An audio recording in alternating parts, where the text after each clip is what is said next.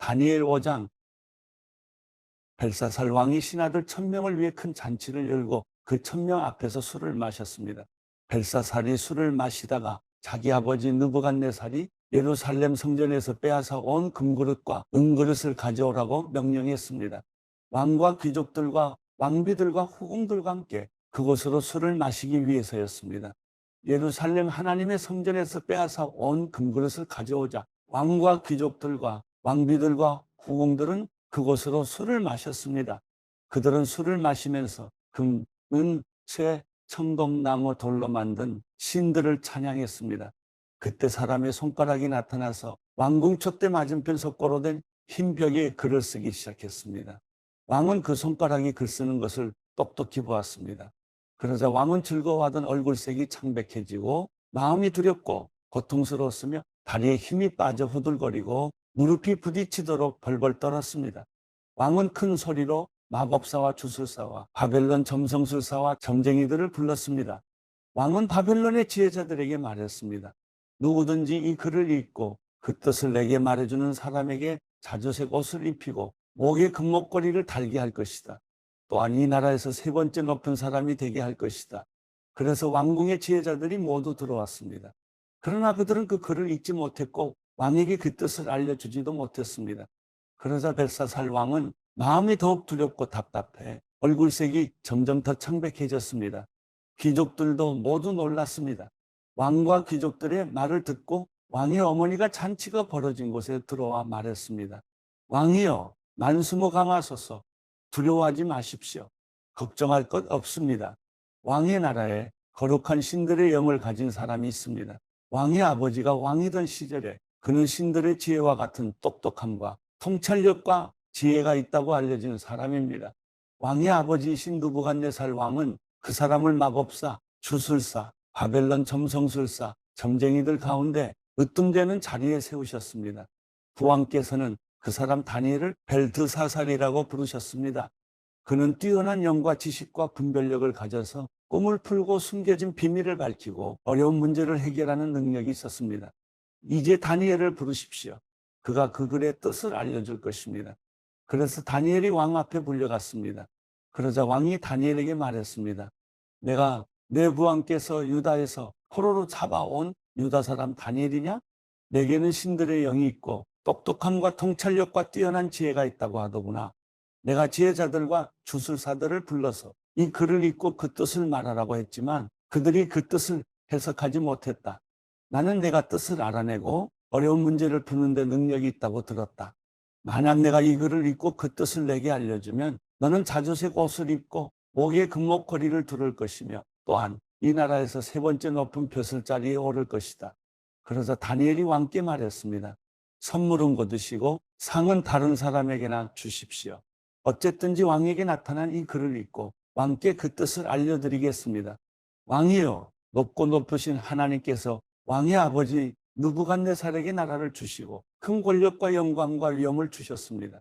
느부갓네살 왕이 가진 큰 권력으로 인해 모든 민족과 나라와 각기 다른 언어를 말하는 사람들이 그 앞에서 떨고 두려워했습니다.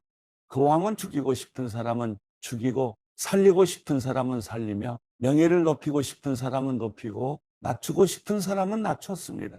그러나 그 마음이 높아지고 고집을 부리며 자기 생각대로만 행동해 그는 왕위에서 쫓겨나 그 영광을 빼앗겼습니다. 그 왕은 사람들에게 쫓겨나서 그 마음이 들짐승같이 됐고 들나귀와 함께 살면서 소처럼 풀을 먹었으며 그의 몸은 하늘 이슬에 젖었습니다. 그러고 나서야 그는 높고 높으신 하나님께서 사람의 나라를 다스리시고 누구든지 그분이 원하시는 사람을 그 자리에 세우신다는 것을 알게 됐습니다. 벨사살이여, 왕은 그의 아들로서 이 모든 것을 알면서도 마음을 낮추지 않았습니다. 오히려 왕은 하늘의 주인을 거역하고 자신을 높였습니다. 예루살렘 성전에서 가져온 그릇들을 왕 앞에 가져오게 해 왕과 귀족들과 왕비들과 국공들이 다 그곳으로 술을 마셨습니다. 왕은 또한 은, 금, 청동, 쇠, 나무, 돌로 만든 신들, 곧 보지도 못하고 듣지도 못하고 알지도 못하는 것들을 찬양했습니다. 그러나 정말 왕의 생명을 손에 쥐고 왕의 모든 갈 길을 이끄시는 하나님께는 영광을 돌리지 않았습니다. 그러므로 하나님께서 이 손가락을 보내서 이 글을 쓰셨습니다. 여기 새겨진 글씨는 이렇습니다. 메네 메네 테켈 그리고 파르신. 이 말의 뜻은 이렇습니다. 메네는 하나님께서 왕의 나라의 시간을 재어보니 이미 끝이 났다는 뜻이고, 테켈은 왕을 저울에 달아보니 무게가 모자란다는 뜻이고, 페르스는 왕의 나라가 나뉘어 메대와 페르시아 사람에게 넘어갔다는 뜻입니다. 듣고 나서 벨사살은 다니엘에게 자주색 옷을 입히고 목에 금목걸이를 걸어주고, 다니엘이 그 나라에서 세 번째 높은 벼슬자리에 올랐다고 선포했습니다. 바로 그날 밤 바벨론 왕 벨사살은 죽임을 당했습니다. 그리고 메대 사람 다리오가 그 나라를 차지하고 왕이 됐습니다. 다리오의 나이는 62세였습니다. 다니엘 6장. 다리오는 자기가 생각한 대로 온 나라의 120명의 지방 장관을 세워 그 나라를 다스리게 했습니다. 또 그들 위에 3명의 총리를 세웠는데 그 가운데 한 사람이 다니엘이었습니다. 이렇게 한 것은 지방 장관들이 총리에게 보고하도록 해 왕에게 피해가 생기지 않게 하기 위해서였습니다. 다니엘은 생각이 앞서서 다른 총리들과 지방 장관들보다 훨씬 뛰어났습니다. 그래서 왕은 다니엘이 온 나라를 다스리도록 맡길 생각이었습니다. 그래서 총리들과 지방 장관들은 나라 일에 있어서 다니엘의 잘못을 찾아 고발하려고 애를 썼습니다. 그러나 그들은 다니엘에게서 어떤 실수나 잘못을 찾아낼 수 없었습니다. 다니엘은 충성스러워 아무런 실수나 아무런 잘못도 없었기 때문입니다. 그래서 그들이 서로 말했습니다. 하나님의 율법에 관련된 일이 아니면 우리가 다니엘에게서 고발할 거리를 찾을 수 없겠다. 그러고는 총리들과 지방 장관들이 모여 왕에게 가서 말했습니다. 다리오 왕이여, 만수무강하소서. 이 나라 총리들과 행정관들과 지방 장관들과 자문관들과 관리들이 함께 의논한 것이 있습니다. 왕께서 한 가지 법을 세우시고 엄하게 명령을 내리시기 바랍니다. 이제부터 30일 동안 왕이 아닌 어떤 다른 신이나 사람에게 기도하는 사람은 누구든지 사자굴 속에 던져넣기로 한다는 것입니다. 왕이요, 이제 이 명령문에 왕의 도장을 찍어서 왕이 도장을 찍은 메대와 페르시아 법은 사람들이 고칠 수 없다는 법에 따라 다시 고치지 못하게 하십시오. 그리하여 다리오 왕은 그 명령문에 왕의 도장을 찍었습니다. 다니엘은 명령문에 왕의 도장이 찍힌 것을 알고 집으로 돌아갔습니다. 그리고 그날도 이전에 하던 대로 창문을 열어둔 다락방에서 예루살렘을 향해 하루 3번씩 무릎을 꿇고 하나님께 기도드리며 감사를 올렸습니다. 사람들이 몰려와서 다니엘이 자기 하나님께 도움을 구하며 기도하는 것을 보았습니다. 그들은 왕에게 가서 왕의 명령문에 대해 말했습니다. 왕이요, 왕께서 명령문에 왕의 도장을 찍어서 이제부터 30일 동안 왕 외에 다른 신이나 사람에게 기도하는 사람은 누구든 사자굴 속에 던져넣기로 하지 않으셨습니까? 왕이 대답했습니다. 그 명령은 내려졌다. 그 명령은 메대와 페르시아 법에 따라 사람들이 고칠 수 없다. 그들이 왕에게 말했습니다. 왕이여, 사로잡혀온 유다 사람 다니엘이 왕과 왕께서 도장을 찍은 명령을 지키지 않고 지금도 하루 3번씩 하나님께 기도하고 있습니다. 왕은 이 말을 듣고 마음이 몹시 괴로웠습니다. 왕은 다니엘을 살리고 싶어서 해질 무렵까지 그를 구해내려고 온 힘을 다했습니다. 사람들이 다시 왕에게 몰려와서 말했습니다. 왕이여, 메대와 페르시아 법에 따르면 왕께서 한번 내린 명령이나 법은 고칠 수 없다는 것을 기억하시기 바랍니다. 그래서 왕은 다니엘을 끌어다가 사자굴 속에 던져넣으라고 명령했습니다. 그러나 왕은 다니엘에게 말했습니다. 내가 항상 섬기고 있는 내 하나님께서 너를 구원하실 것이다. 그러고 나서 돌을 굴려다가 사자굴 입구를 막고 왕과 귀족들의 도장을 찍었습니다. 아무도 다니엘에게 내린 처벌을 바꾸지 못하게 하려는 것이었습니다. 왕은 왕궁으로 돌아가 아무것도 먹지 않고 즐거운 악기 소리도 그치게 하고 밤새도록 뜬 눈으로 지새웠습니다. 날이 새자마자 왕은 서둘러 사자굴로 달려갔습니다. 왕은 사자굴에 가까이 가서 슬피 울부짖으며 다니엘을 부르며 물었습니다. 살아계신 하나님의 종 다니엘아, 내가 항상 섬기는 내 하나님께서 너를 사자들로부터 구해주셨느냐? 다니엘이 왕에게 말했습니다. 왕이여, 만수무강하소서. 내 하나님께서 천사를 보내 사자들의 입을 막으셔서 사자가 나를 해치지 못했습니다. 제가 하나님 앞에 죄가 없다는 것이 분명하기 때문입니다. 왕이여, 또 제가 왕께도 죄를 짓지 않았습니다. 왕은 매우 기뻐하며 다니엘을 사자굴에서 건져 올리라고 명령했습니다. 다니엘을 사자굴 속에서 꺼내 살펴보니 몸에 상처 하나 입지 않았습니다. 이것은 그가 자기 하나님을 믿었기 때문이었습니다. 왕은 다니엘을 고소했던 사람들을 끌어오라고 명령했습니다. 그들은 아내와 자식들과 함께 사자굴 속에 던져졌습니다. 그들이 사자굴 밑바닥에 닿기도 전에 사자들이 그 사람들을 움켜서 그 뼈까지 부숴버렸습니다. 다리오 왕은 온 땅 모든 백성들과 민족들과 각기 다른 언어를 쓰는 사람들에게 담화문을 내렸습니다. 너희가 태평성대를 누리기를 바란다. 내가 이제 명령을 내린다. 내 나라 모든 지역에 사는 모든 백성들은 다니엘의 하나님 앞에서 떨며 두려워해야 한다. 하나님은 살아계시고 영원히 변하지 않으시는 분이기 때문이다. 그 나라는 멸망하지 않으며 하나님의 다스림은 끝없이 계속될 것이다. 그는 구하기도 하시고 건져내기도 하신다. 하늘에서든지 땅에서든지 표적과 기적을 일으키시며 사자의 입에서 다니엘을 구해주셨다. 이렇게 해서 다니엘은 다리오 왕이 다스리던 때와 페르시아 사람 고레스가 다스리는 동안 편안하게 살았습니다. 사도행전 13장.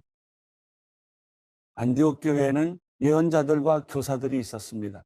그들은 바나바, 니게르라고 하는 시몬, 구레네 사람 루기오, 분봉왕 헤롯 안티파스와 어릴 때부터 함께 자란 마나엔, 그리고 사울이었습니다. 그들이 주께 예배드리며 금식하고 있을 때 성령께서 그들에게 너희는 바나바와 사울을 따로 세워 내가 그들에게 맡긴 일을 하게 하라라고 말씀하셨습니다. 그래서 그들은 금식하며 기도한 후 바나바와 사울에게 손을 얹고 그들을 보냈습니다. 그 두 사람은 성령의 보내심을 받아 실루기아로 내려갔다가 거기서 배를 타고 키프로스로 가게 됐습니다. 그들이 살라미에 이르러서는 유대 사람의 여러 회당에서 하나님의 말씀을 선포했습니다. 요한이 동행하며 그들을 도왔습니다. 그들이 그 성을 가로질러 바보에 도착했습니다. 거기서 그들은 바이수라는 사람을 만났는데 그는 유대 사람 마술사요, 거짓 예언자로서 총독 서기오 바울 곁에 함께 있는 사람이었습니다. 지성적이었던 총독은 하나님의 말씀을 듣고 싶어 바나바와 사울에게 사람을 보냈습니다. 그러나 엘로마라고도 하는 이 마술사가 그들을 막으며 총독이 믿음을 갖지 못하게 하려고 애를 썼습니다. 그러자 바울이라고도 하는 사울이 성령 충만한 가운데 엘로마를 뚫어지게 쳐다보며 말했습니다. 이 마귀의 자식아, 너는 모든 의의 원수로다. 너는 가진 속임수와 거짓으로 가득 차 있구나. 주의 바른 길을 어지럽게 하는 일을 그치지 못하겠느냐? 이제 주의 손이 너를 치심으로 내 눈이 멀어 얼마 동안 햇빛을 보지 못할 것이다. 그러자 즉시 안개와 어둠이 그를 덮쳤고 그는 이리저리 더듬으며 자기 손을 잡아 이끌어줄 사람을 찾았습니다. 이 일을 보자 총독이 믿게 됐고 주에 관한 가르침에 그저 놀랄 뿐이었습니다. 바울과 그 일행은 파보에서 배를 타고 밤빌리아에 있는 거가에 이르렀습니다. 그곳에서 요한은 그들과 헤어져 예루살렘으로 돌아갔습니다. 그들은 버가에서 더 나아가 비시디의 안디옥으로 갔습니다. 그리고 안식일이 돼 회당에 들어가 앉았습니다. 율법서와 예언자들의 글을 낭독한 뒤에 회당 지도자들이 바울과 바나바에게 전가를 보내 형제들이여 이 사람들에게 권면해 줄 말씀이 있으면 하시오 라고 했습니다. 바울이 일어나 손짓하며 말했습니다. 이스라엘 사람들 또 하나님을 경외하는 이방 사람들이여 내 말을 들으십시오. 이스라엘 백성의 하나님께서는 우리 조상들을 선택하셔서 이 민족이 이집트 땅에 사는 동안 큰 민족이 되게 하시고 큰 권능으로 그들을 그 나라에서 이끌어내셨습니다. 광야에서 40년 동안 그들의 소행을 참으시고 가나안 땅의 7민족을 멸하셔서 그 땅을 이스라엘 백성들에게 유업으로 주셨습니다. 이 모든 일은 450여 년에 걸쳐 일어났습니다. 그 뒤 하나님께서는 그들에게 예언자 사무엘 시대까지 사사들을 세워주셨습니다. 그 후 이 백성들이 왕을 요구하자 하나님께서 베냐민 지파 기스의 아들 사울을 주어 40년 동안 다스리게 하셨습니다. 그리고 사울을 패하신 하나님께서는 다윗을 그들의 왕으로 세우셨습니다. 다윗에 대해 증언하시기를 내가 이새의 아들 다윗을 보니 내 마음에 꼭 맞는 사람임을 알았다. 내가 바라는 모든 것을 그가 이룰 것이다 라고 하셨습니다. 하나님께서는 약속하신 대로 다윗의 자손 가운데 구세주를 이스라엘에게 보내주셨는데 그 사람이 바로 예수입니다. 예수께서 오시기 전에는 요한이 이스라엘 모든 백성들에게 회개의 세례를 선포했습니다. 그리고 요한은 자기 사역을 끝마칠 무렵 너희는 나를 누구라고 생각하느냐? 나는 그리스도가 아니다. 그러나 그리스도는 내 뒤에 오실 것인데 나는 그분의 신발끈을 풀 자격도 없는 사람이다라고 말했습니다. 아브라함의 자손인 형제들이요. 그리고 하나님을 경외하는 이방 사람들이요. 하나님께서 이 구원의 말씀을 우리에게 보내주셨습니다. 예루살렘에 사는 사람들과 그 지도자들은 예수를 알아보기는커녕 오히려 예수를 정죄해 안식일마다 읽는 예언자들의 말씀을 그대로 이루었습니다. 그들은 사형을 선고할 근거를 전혀 찾지 못했음에도 예수를 죽여달라고 빌라도에게 요구하고 예수에 관해 성경에 기록된 모든 말씀대로 행한 뒤 예수를 나무에서 끌어내려 무덤에 묻었습니다. 그러나 하나님께서는 죽은 사람들 가운데서 예수를 살리셨습니다. 그 후 여러 날 동안 예수는 갈릴리로부터 예루살렘까지 자기와 동행했던 사람들에게 나타나셨습니다. 그들이 바로 지금 백성들에게 예수에 대해 증언하는 사람들입니다. 우리도 여러분에게 하나님께서 우리 조상들에게 약속하신 좋은 소식을 전하고자 합니다. 하나님께서는 예수를 살리심으로써 그들의 자손인 우리에게 그 약속이 이루어지게 하셨습니다. 이것은 시편 2편에 기록된 것과 같습니다. 너는 내 아들이다. 오늘 내가 너를 낳았다. 하나님께서는 죽은 사람들 가운데서 예수를 다시 살리시고 썩지 않게 하셨는데 이것은 내가 다윗에게 약속한 거룩하고 확실한 복을 너희에게 줄 것이다 라고 말씀하셨던 것입니다. 또 다른 시편에도 기록되어 있습니다. 주께서는 주의 거룩하신 분을 썩게 내버려 두지 않으실 것입니다. 다윗은 한평생 하나님의 뜻을 잘 받들다 결국 잠들어 자기 조상들과 함께 묻혔고 그 시체는 썩고 말았습니다. 그러나 하나님께서 죽은 사람들 가운데서 살리신 분은 썩지 않으셨습니다. 그러므로 내 형제들이여 예수를 통해 죄 용서를 받을 수 있다는 소식이 여러분에게 선포되고 있음을 알기 바랍니다.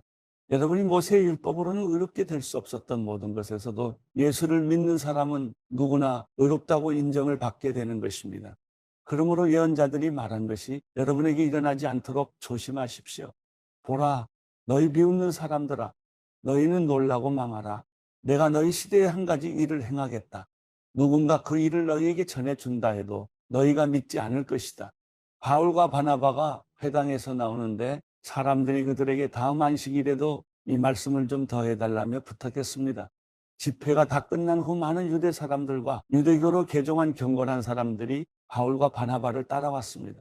그들은 그 사람들과 함께 이야기를 나누고 하나님의 은혜 가운데 계속 머물러 있으라고 권했습니다. 그 다음 안식일에는 그 도시의 사람들이 거의 다 주의 말씀을 듣기 위해 모였습니다. 그 무리를 본 유대 사람들은 시기심으로 가득 차 바울이 말하는 것을 반대하며 모욕했습니다.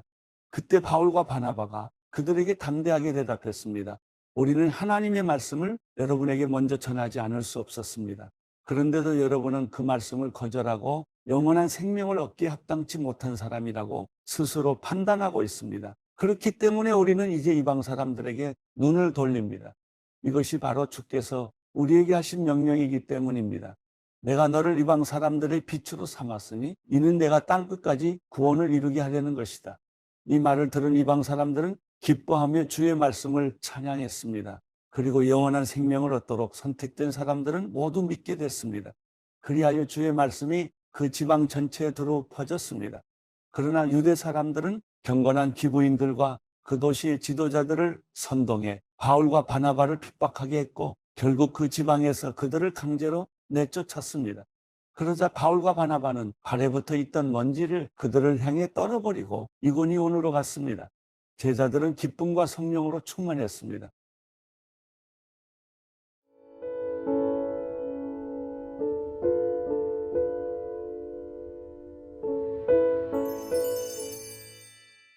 시편 37편. 악을 행하는 사람들 때문에 초조해하지 말며 죄악을 행하는 사람들을 부러워하지 마십시오. 그들은 풀처럼 곧 시들 것이요 채소처럼 말라버릴 것입니다. 여호와를 신뢰하고 선을 행하십시오. 그러면 이 땅에서 살게 되고 먹을 걱정이 없을 것입니다. 또한 여호와를 기뻐하십시오.